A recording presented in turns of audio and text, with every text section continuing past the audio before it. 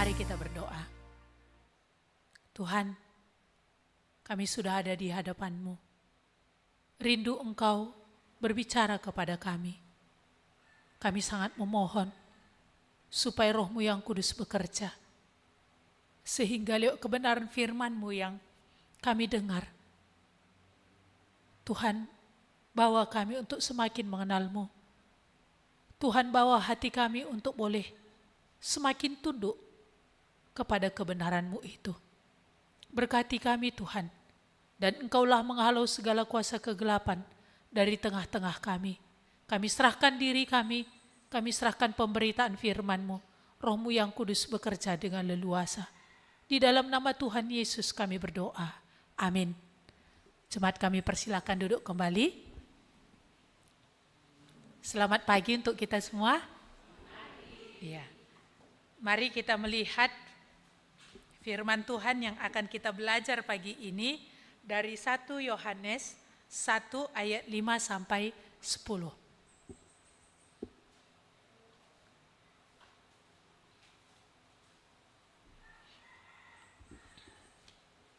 1 Yohanes 1 ayat 5 sampai 10. Saya akan bacakan untuk kita semua. Dan inilah berita yang telah kami dengar dari Dia dan yang kami sampaikan kepada kamu. Allah adalah terang dan di dalam Dia sama sekali tidak ada kegelapan. Jika kita katakan bahwa kita beroleh persekutuan dengan Dia, namun kita hidup di dalam kegelapan, kita berdusta dan kita tidak melakukan kebenaran. Tetapi jika kita hidup di dalam terang, sama seperti Dia ada di dalam terang, maka kita beroleh persekutuan seorang dengan yang lain, dan darah Yesus anaknya itu menyucikan kita daripada segala dosa. Jika kita berkata bahwa kita tidak berdosa, maka kita menipu diri kita sendiri, dan kebenaran tidak ada di dalam kita. Jika kita mengaku dosa kita, maka Ia adalah setia dan adil, sehingga Ia akan mengampuni segala dosa kita dan menyucikan kita dari segala kejahatan. Jika kita berkata bahwa kita tidak ada berbuat dosa, maka kita membuat Dia menjadi pendusta dan firman-Nya tidak ada di dalam kita. Iya, saya mau tanya kita semua gitu ya. Pernah nggak kita menaruh curiga kepada Tuhan? Apakah curiga bahwa Tuhan itu tidak baik? Kalau tadi rancangannya itu buruk, gitu ya. Pernah nggak? Pernah ya, ini jujur-jujuran gitu ya. Pernah punya pikiran sedemikian? Iya. Kalau kita lihat di dalam firman Tuhan ini tadi, di dalam sebuah kesaksian di pengadilan, itu kalau saksinya sudah lebih dari 2, dan kesaksian mereka itu tidak saling bertentangan, apalagi dikatakannya bahwa dia melihat dan ada di tempat itu, bahkan dia artinya lokasi itu memang dia ada di situ, hadir di situ. Bukan hanya dia lihat, apalagi kalau dia bilang bersentuhan dengan situasi kejadian itu, maka ini kesaksiannya sangat kuat. Sangat kuat. Nah, di sini kita melihat di dalam firman Tuhan ini bagaimana Yohanes dan juga rasul-rasul yang lain, Petrus dan juga Yakobus ya.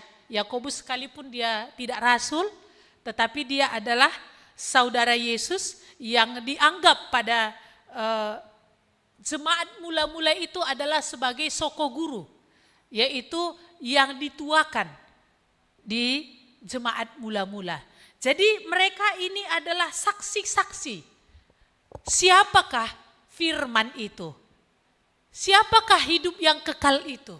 Itulah Yesus yang mereka katakan kami melihat. Dan juga dikatakan bukan hanya mereka melihat, tetapi juga mereka meraba. Iya. Dan mereka memang hidup bersama-sama dengan firman hidup itu. Dengan hidup itu sendiri, itulah Yesus.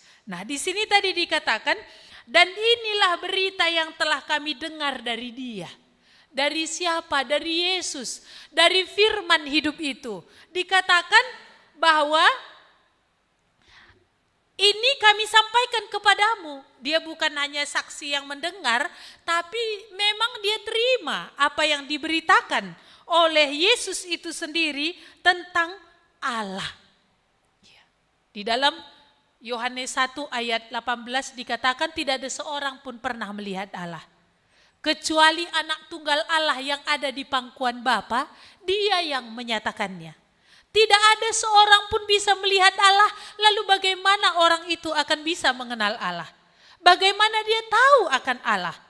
Maka anak tunggal Allah yang ada di pangkuan Bapa, yang bersama-sama dengan Bapa dari sejak kekekalan, Dialah yang menyatakannya. Ketika Dia datang sebagai pribadi menjadi manusia. Nah, di sini tadi dikatakan apa yang dinyatakan oleh anak itu tentang Allah itu sendiri. Bukan hanya diberitakannya, tetapi di dalam dirinya sendiri. Karena Dia katakan, jikalau kamu melihat aku, engkau telah melihat Bapa. Dikatakan di sini bahwa Allah adalah terang, di dalam Dia sama sekali tidak ada kegelapan. Jadi kalau terang itu identik atau diwakilkan dengan terang, itu diwakilkan dengan baik, benar, suci. Jadi Allah itu baik, Allah itu benar, Allah itu suci. Ya. Jadi kalau Allah baik, Allah benar, dan Allah suci, apa ada sesuatu yang jahat yang keluar dari tabiat yang sedemikian? Maka dikatakan tadi di sini, dalam Dia sama sekali, dikatakan dalam Dia sama sekali tidak ada kegelapan. Jadi gelap itu mewakili jahat dan melakukan kesalahan. Jadi Allah itu tabiatnya baik, Allah itu benar, Allah itu tabiatnya suci, sama sekali tidak ada di dalam Dia yang jahat, dan sama sekali di dalam Dia tidak ada melakukan kesalahan. Iya. Tapi kita curiga ya, kalau ada hal yang jahat kali kau Tuhan.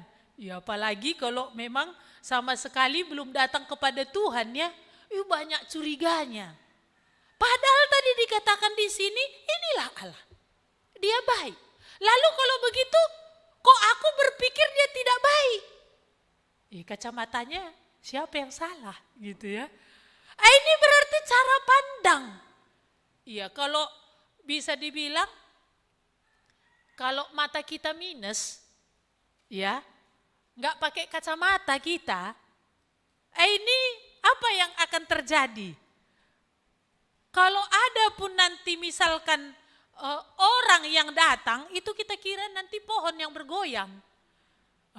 Lalu apa? Kalau ada pun nanti mobil yang berjalan, kita berpikir nanti ini adalah bisa manusia yang jalan. Akhirnya apa? Kita bisa kena tabrak.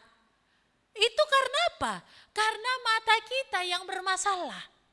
Maka dalam mata yang bermasalah, cara pandangnya banyak yang salah. Iya. Kalau di sini tadi dikatakan, Allah itu adalah terang. Dalam Dia sama sekali. Kalau sama sekali itu berarti apa? Tidak ada sedikit pun, tidak ada kegelapan. Jadi kalau Dia terang, semata-mata Dia baik, semata-mata Dia benar, semata-mata Dia suci. Dan tidak ada yang jahat dalam dirinya, dan tidak ada kesalahan yang pernah Dia buat. Iya. Jadi kalau begitu, kok banyak yang gak baik? Tadi katanya Allah berdaulat. Allah di atas semuanya itu. Iya. Di dalam kedaulatan Allah, kita melihat dosa sudah masuk, kan begitu ya. Di dalam kedaulatan Allah, dunia ini sudah terkutuk. Di dalam kedaulatan Allah, iblis sudah punya pengaruh dalam hidup manusia. Maka dikatakan, manusia ini yang sudah ada di dalam keberdosaan dan dunia ada di dalam keterkutukan dan kegelapan yang masih bekerja, disinilah kadang-kadang situasi itu ada yang tidak baik. Tetapi bukan berarti Allah yang berdaulat ini tadi, dia tidak punya kuasa untuk memakai yang tidak baik itu pun untuk bisa mendatangkan kebaikan. Ya, makanya disinilah kita melihat sungguh Allah itu berdaulat. Karena apa? Allah itu penguasa. Allah itu yang menjadi teratas di dalam semuanya. Karena itu dia sanggup memakai yang tidak baik itu pun mendatangkan kebaikan. Maka di dalam Roma 8 ayat 28 dikatakan, Allah turut bekerja dalam segala sesuatu untuk mendatangkan kebaikan. Hanya Allah yang bisa lakukan itu. Karena dia Allah berdaulat. Maka karena dia Allah yang berdaulat, Allah yang berkuasa tadi, dituntutnya tiap orang meninggalkan kefasikan. Dituntutnya tiap orang meninggalkan kejahatan. Kalau tidak apa? Dia memilih dirinya sendiri, berbenturan dengan Allah yang kudus, Allah yang suci tadi, yang akan membuat diri sendiri menjadi lenyap. Karena dia Allah yang berdaulat. Ini menjadi tuntutan. Di mana-mana dikatakan di dalam Kisah Para Rasul, di seluruh dunia dia menuntut tiap orang untuk bertobat dari segala kefasikan dan kejahatan.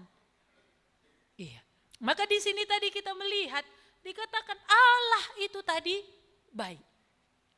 Iya. Jadi kalau ada pun yang tidak baik itu bagaimana? Bisa saja cara pandangku atau itu memang karena ulahku. Iya. Tetapi Allah ini kalau sedemikianlah Allah yang semata-mata baik, kalau sedemikianlah Allah yang semata-mata benar, kalau sedemikianlah Allah yang semata-mata suci, yang tidak ada kejahatan di dalam dirinya dan tidak ada pernah salah di dalam dia, mengapa orang ragu untuk boleh mempercayakan hidup kepada dia? Kita sudah melihat bagaimana tabiat Allah itu sudah nyata di dalam pribadi anaknya yang tunggal itu. Bagaimana ketika dia memberikan Yesus itu sendiri untuk supaya kita hidup. Supaya kita mendapatkan kekekalan. Kalau dia tidak mengaruniakan anaknya yang tunggal, kita semua binasa.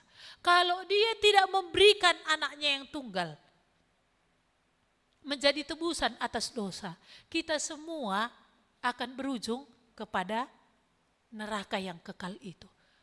Maka kalau kita lihat di sini, kalau dia sendiri pun tidak menahan anaknya, adakah sesuatu yang baik yang akan dia tahan jikalau itu memang baik untuk kita?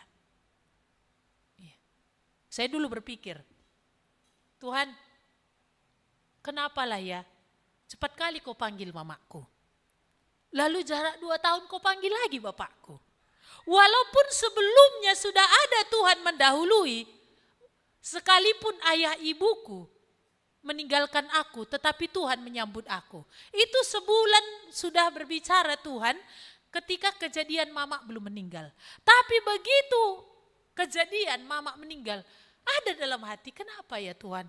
Karena kan dikatakan bahwa Tuhan mengambil roh maka manusia mati. Mengapa? Pada masa itu saya belum mengerti tujuan Tuhan, artinya kejadian itu. Tetapi seiring dengan waktu mulai saya paham. Kenapa? Karena ketika waktu mama saya hidup, saya banyak kali bergantung kepada dia. Saya banyak kali menaruh harap kepada dia sehingga enggak menaruh harap sepenuhnya kepada Tuhan. Dan terlebih lagi ketika orang tua yaitu papa saya meninggal. Saya mau berpegang kemana? Kakak saya, abang saya sudah punya kehidupan masing-masing. Mau kemana? Enggak ada lagi pegangan. Tapi justru itu yang membuat saya berpegang kepada Tuhan, mau gak mau memaksa diri. Lari kemana lagi? Mau curhat sama siapa lagi? Mau berharap sama siapa lagi? Gak ada. Tinggal sama siapa? Tuhan. Tapi disitulah pengenalan akan Tuhan itu semakin ada. Maka ketika berjalannya waktu saya akhirnya melihat baiknya rupanya. Ketika di usiaku seperti ini, aku kehilangan orang tua. Walaupun itu enggak pada saat itu. Karena pada saat itu kacamata saya tadi buram. Ataupun pandangan saya tadi minus. Sehingga tidak bisa melihat hal itu. Tetapi pada akhirnya saya memuji Tuhan. Tuhan terima kasih. Bahwa Engkau menggenapkan firman-Mu. Sekalipun ayah ibuku meninggalkan aku, tetapi Tuhan menyambut aku. Ya karena kan anak paling kecil itu kan semua difasilitasi ya. Kadang-kadang gak mau pun disodor-sodorkan, kan begitu ya. Nah inilah dalam budaya gitu. Kalau yang bontot itu selalu dianggap anak-anak gitu ya. Jadi enggak dilatih mandiri. Tetapi apa? Tuhan sendiri paksa menjadi mandiri kan begitu. Dilatih untuk mandiri supaya apa? Semakin kokoh dan semakin bergantung kepada Tuhan. Nah di sini tadi dikatakan bahwa apa? Siapa yang memiliki persekutuan dengan Tuhan, memiliki persahabatan dengan terang tadi, ya.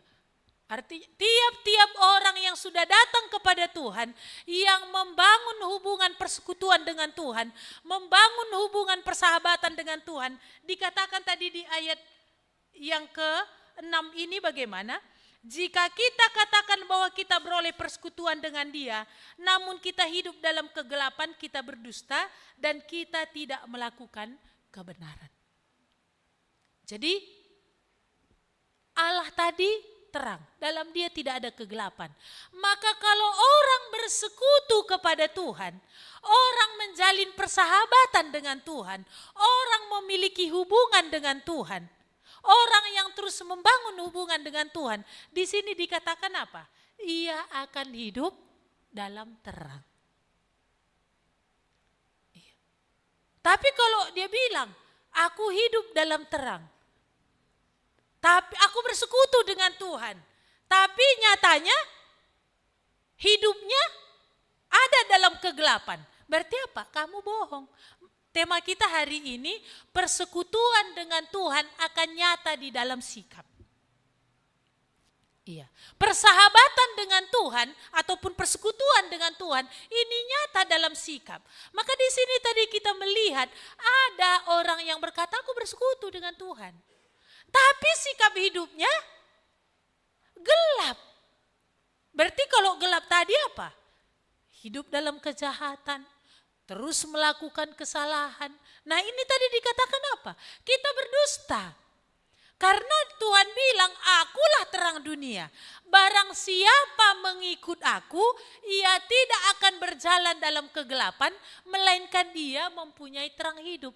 Jadi kalau bersekutu dengan Tuhan dikatakan, bersahabat dengan Tuhan, atau memiliki hubungan dengan Tuhan, di situ ada satu tindakan ikut Dia.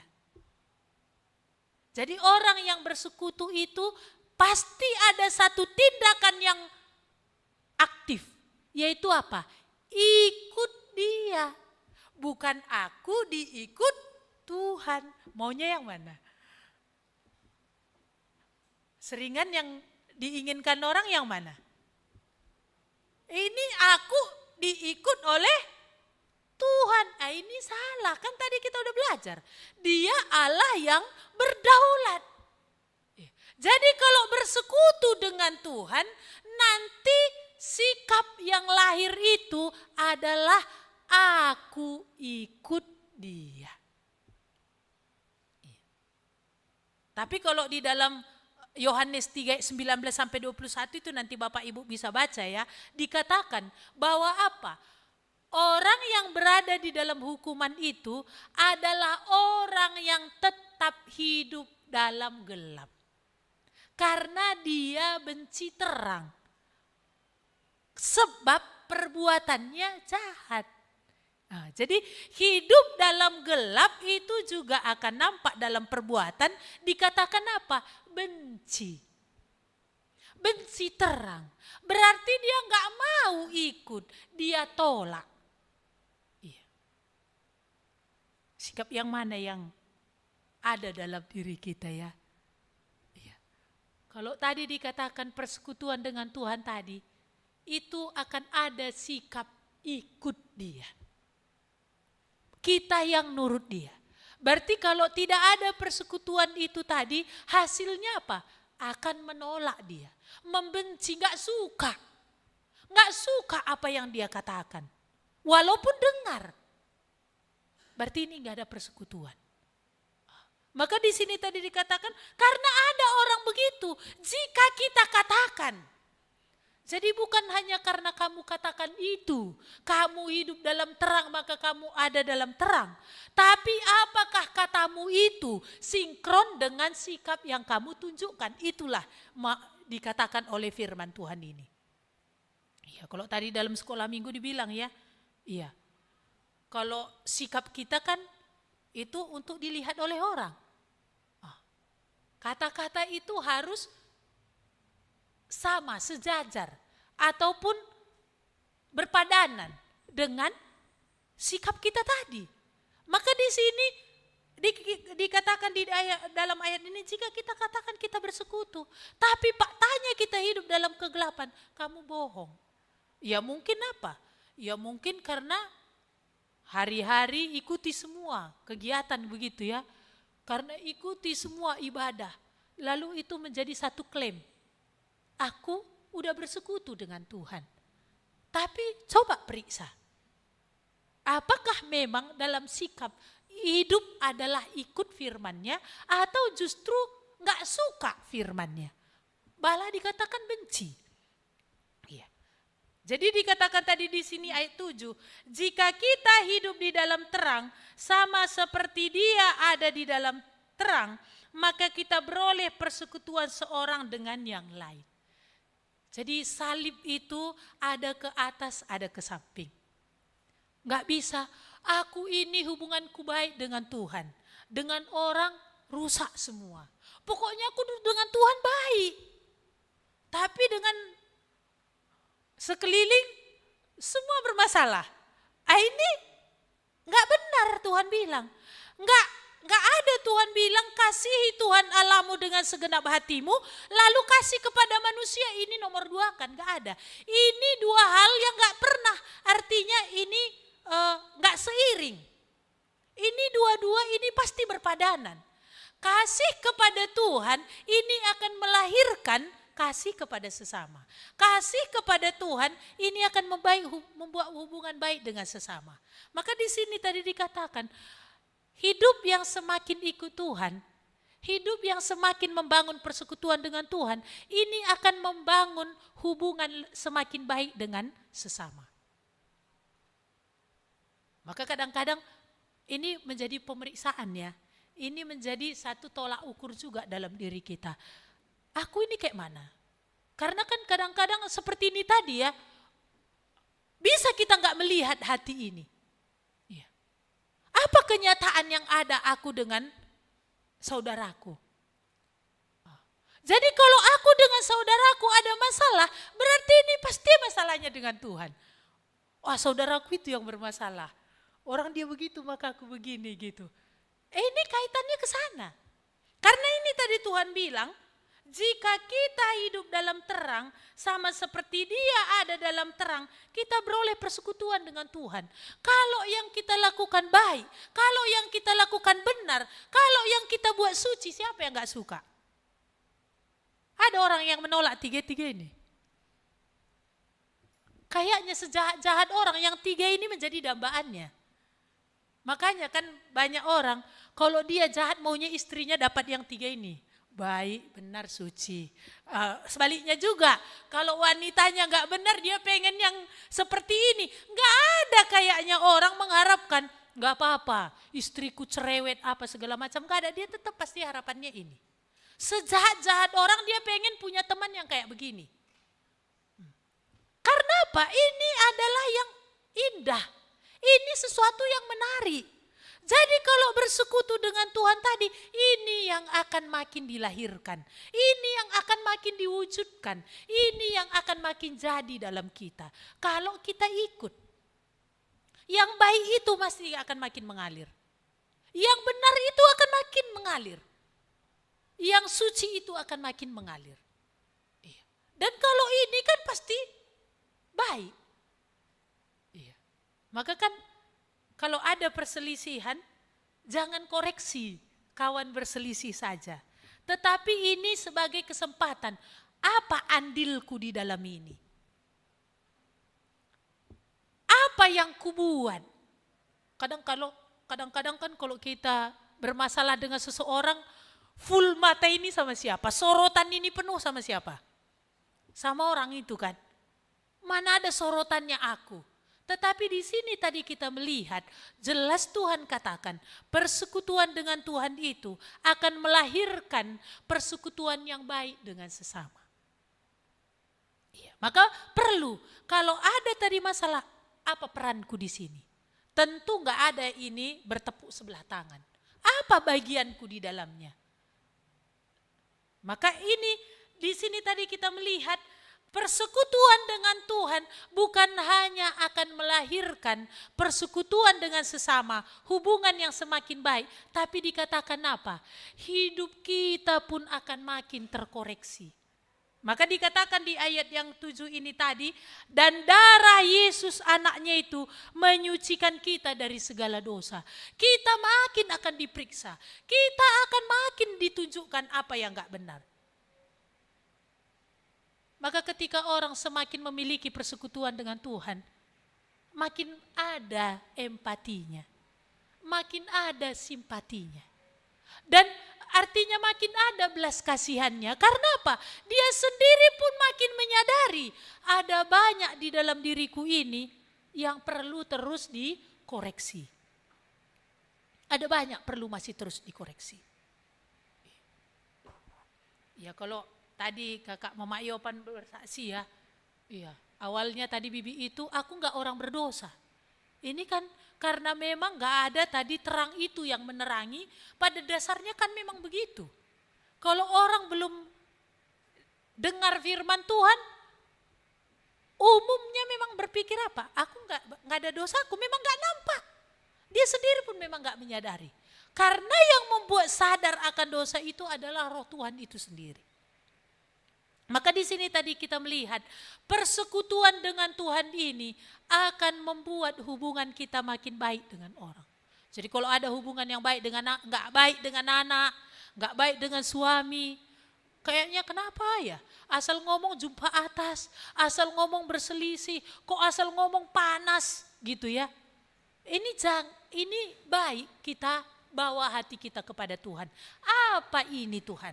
Apa yang tak benar? Apa yang tak beres dalam hidupku dalam hal ini?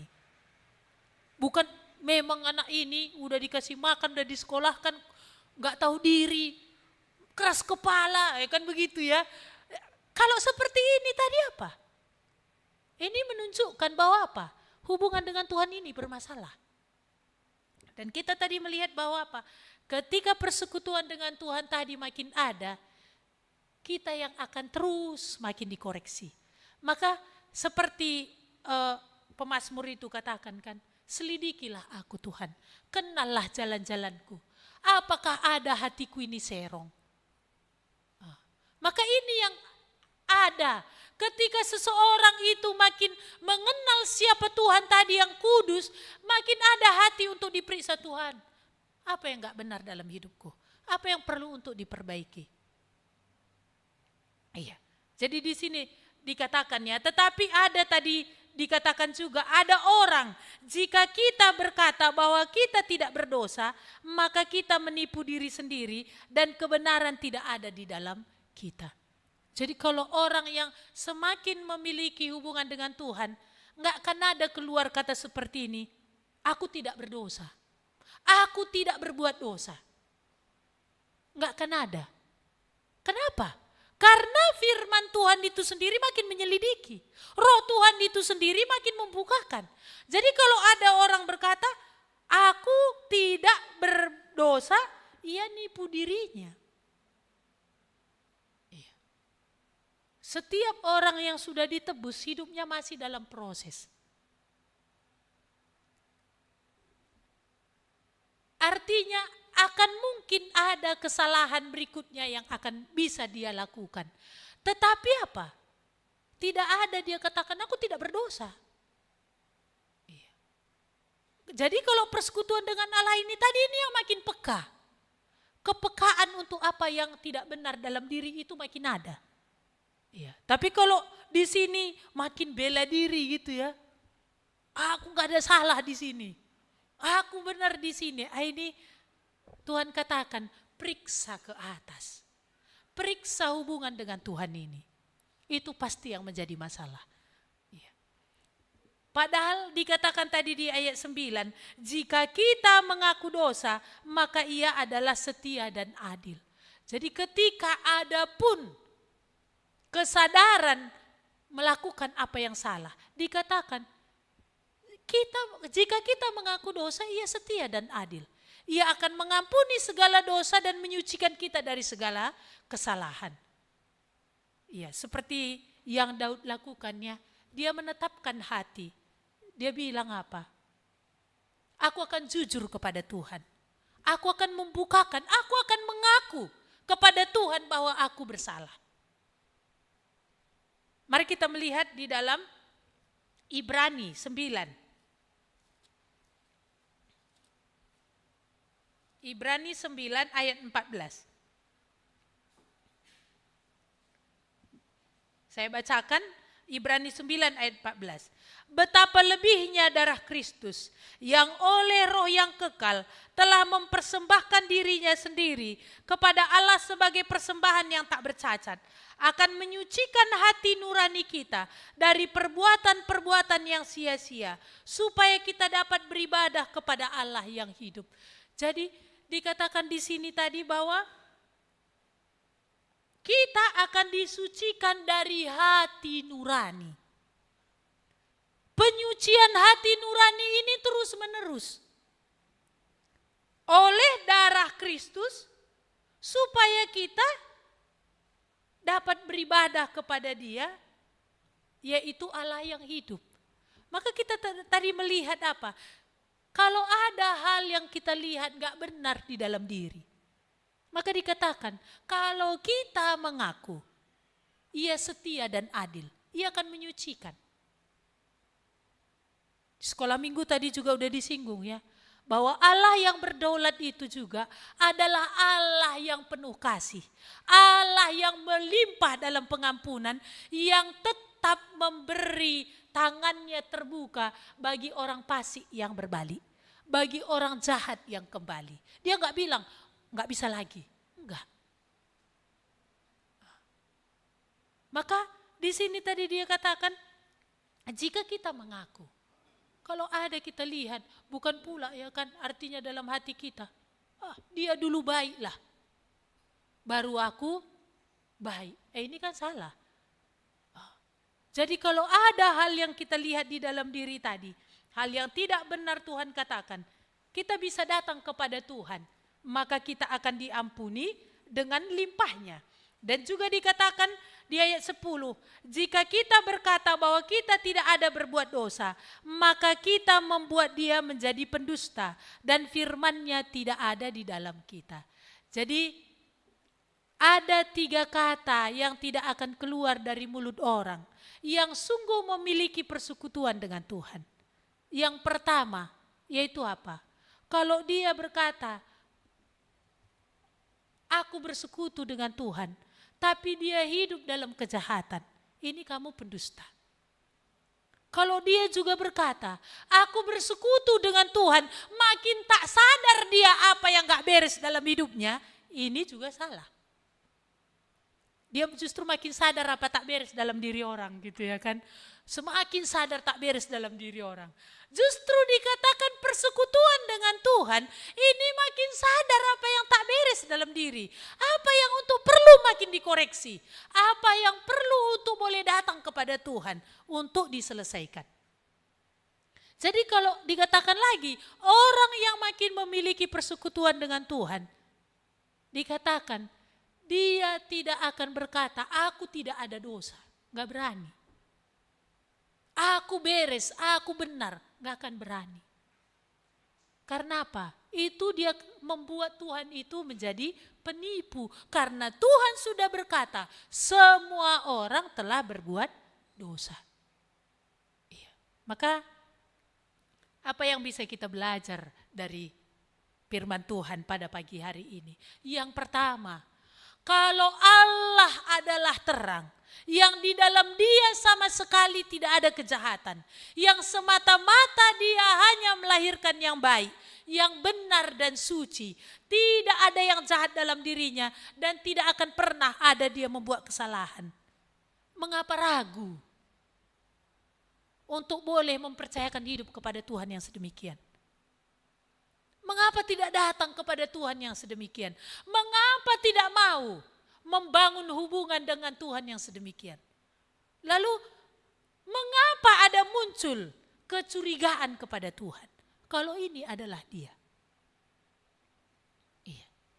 Dan yang kedua kita melihat, apakah kita hidup bersekutu dengan Tuhan? Kalau hidup kita bersekutu tadi dengan Tuhan dikatakan, bagaimana? Pertama, kita akan makin memiliki hubungan yang semakin baik dengan orang. Karena tadi hubungan dengan Tuhan ini, persekutuan dengan Tuhan tadi dikatakan apa? Ikut dia, bukan benci Tuhan ya. Makin senang terang, bukan membenci terang. Iya. Maka hidup persekutuan dengan Tuhan tadi, dikatakan tadi di sini akan membuat hubungan kita makin baik dengan orang, makin baik dengan sesama. Dan juga persekutuan dengan Tuhan akan makin menyadarkan kita hal-hal apa yang perlu diperbaiki lagi dalam hidup kita. Hal-hal apa lagi yang perlu diluruskan dalam diri kita. Dan bagaimana kita terus diyakinkan bahwa ada pengampunan Tuhan dengan limpah ketika kita sungguh datang dengan pengakuan yang sungguh. Ketika kita sungguh memang mau meninggalkan apa yang jahat itu, kita makin diyakinkan bahwa apa? Darah Kristus itu mentahirkan kita dari segala hati nurani. Untuk membuat kita beribadah kepada Allah yang hidup. Semakin ada keberanian untuk beribadah kepada Allah yang hidup. Iya. Persekutuan dengan Tuhan, maka tidak akan ada keluar kata-kata, aku tidak ada salah dalam hal ini. Maka apa? Enggak dibela dosa itu. Enggak dibela yang salah itu. Tetapi memang akan makin mengakui apa yang salah itu salah. Apa yang benar itu adalah benar. Jadi ini ya, kalau ada justru dalam situasi malah salah, tapi kita merasa itu benar di situ, berarti apa? Dengan Tuhanlah ini bermasalah. Maka kalau kita lihat, antara hidup dalam terang tadi, itu akan nampak di dalam sikap. Kalau bersekutu kita katakan dengan Tuhan akan nampak di dalam sikap. Dan juga kalau memang tidak bersekutu dengan Tuhan, ini pasti akan nampak di dalam sikap. Ya, Tuhan katakan gak mungkin terang dan gelap bersatu. Maka di dalam 2 Korintus 6 ayat 14 itu dikatakan, jangan kamu membangun persekutuan dengan orang yang di dalam kegelapan. Jangan kamu membangun persahabatan dengan orang, artinya persekutuan. Coba kita melihat. Satu lagi, 2 Korintus 6 ayat 14. Janganlah kamu merupakan pasangan yang tidak seimbang dengan orang-orang yang tidak percaya. Sebab persamaan apa yang terdapat antara kebenaran dan kedurhakaan, atau bagaimana terang dapat bersatu dengan gelap. Kita lihat tadi bahwa orang yang dalam gelap benci terang, gak mau ikut. Jadi kalau orang menjadi pasangan yang tidak seimbang antara gelap dan terang, ini akan saling membenci. Artinya yang gelap ini pasti benci yang terang ini, gak suka dia. Kalau dia pun melakukan nanti apa yang benar, dia gak sorot, karena memang dia senangnya yang jahat. Ini soal dalam hal pasangan ya. Dalam hal membangun satu ikatan, baik itu di dalam usaha, ini pasti akan bermasalah. Iya, kadang-kadang lebih akur gelap sama gelap membangun usaha. Tapi kalau gelap sama terang ini membangun usaha, mau kompak join, ini pasti sering kali bermasalah. Karena apa? Ketika kita mau benar dia gak suka, kita mau jujur dia gak senang. Seperti itu. Karena merugikan dia. Tidak menguntungkan bagi dia. Maka di sini tadi kita melihat apa yang membuat kita enggan, ragu untuk datang kepada Tuhan, untuk percaya kepada Dia, untuk bersekutu dengan Dia. Kalau sedemikianlah Tuhan tadi. Lalu apakah hidup kita hari ini, persekutuan kita dengan Tuhan itu beres?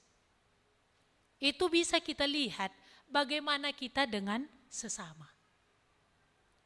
Itu bisa kita melihat apakah kita makin terkoreksi. Apakah kita makin terus diyakinkan bahwa apa? Darah Kristus di kayu salib itu menebus kita dari dosa dan kejahatan. Ya. Jadi ini yang bisa kita belajar hari ini. Persekutuan dengan Tuhan akan melahirkan sikap yang benar. Maka bagaimanakah kita bersikap selama ini? Ya. Tetap nanti terus yang perlu diperbaiki kemana? Aku dengan Tuhan ini harus menjadi kuperiksa. Ini yang harus kulihat. Bagaimana aku dengan Tuhan? Apakah sungguh aku turut? Atau justru aku membenci apa yang Dia katakan? Atau justru aku menolak apa yang Dia katakan? Mari kita berdoa. Tuhan, kami bersyukur untuk firman yang terus Engkau berikan, untuk mengoreksi hidup kami, untuk mengajari kami, untuk menyatakan apa yang salah, bahkan yang berkuasa memperbaiki kami. Tuhan, kalau hari ini pun Engkau lagilah yang berfirman kepada kami, Engkau Allah adalah terang, semata-mata tabiat-Mu baik, semata-mata tabiat-Mu benar, dan semata-mata tabiat-Mu suci. Hanya orang-orang jahat yang tidak mau datang kepada terang. Hanya orang-orang yang masih cinta kejahatan, yang masih berpikir untung jahat itu, tidak mau datang kepada terang. Kami berdoa kepada-Mu Tuhan, jikalau ada kami yang hadir, yang enggan untuk datang kepada terang, biarlah terbuka mata rohani kami, bahwa kejahatan itu akan membawa kami kepada kehancuran. Bukan hanya di kekekalan, ketika hidup ini pun kami akan hancur. Tuhan, kami bersyukur bahwa bersekutu dengan Tuhan, datang kepada Engkau Tuhan, akan makin memperbaiki hubungan kami satu dengan yang lain. Kami pun akan makin dibaharui dan kami pun akan makin diluruskan. Kami berdoa kepada-Mu Tuhan, biarlah Roh-Mu yang kudus memeriksa hati kami, pribadi lepas pribadi. Jikalau ternyata dalam sikap hidup ada masalah kami satu dengan yang lain, biarlah kami tidak membela diri, bahwa ini masalah kami dengan Tuhan menjadi tentunya kunci utamanya. Biarlah sungguh kami boleh menyelidiki diri di hadapan-Mu. Dan biarlah sungguh Tuhan akan membukakan apa yang serong, apa yang jahat, dan apa sebenarnya yang berbelok daripada Engkau Tuhan. Supaya boleh kami sungguh-sungguh datang kepada Engkau. Supaya sungguh-sungguh kami mengakui apa yang jahat, apa yang tidak benar di hadapan-Mu. Supaya kami boleh mengalami hati yang semakin dimerdekakan. Terima kasih Tuhan. Kami bersyukur untuk firman-Mu hari ini. Kami bersyukur untuk seluruh ibadah hari ini. Kami bersyukur untuk pujian yang boleh kami naikkan. Kami bersyukur untuk kesaksian yang ada. Kami bersyukur untuk anak-anak itu yang boleh memuji Engkau. Kami bersyukur untuk kehadiran kami. Kami bersyukur untuk ketenangan yang Tuhan berikan. Terlebih yang terbesar, kami bersyukur untuk firman-Mu yang Tuhan nyatakan. Tuhan tolonglah supaya firman ini sungguh-sungguh akan boleh mengoreksi hidup kami dan memperbaiki kami. Dan kami serahkan diri kami kepadamu Tuhan untuk hari ke depannya. Selama 6 hari sampai kami juga akan bersekutu lagi seperti ini. Tuhan tolonglah kami supaya persekutuan kami dengan Engkau secara pribadi kami terus boleh bangun. Sehingga hidup kami tadi boleh semakin dikuduskan. Terpujilah Engkau Allah kami yang hidup. Kami bersyukur kepadamu. Di dalam nama Tuhan Yesus kami berdoa. Amin. Kepada Allah beri puji.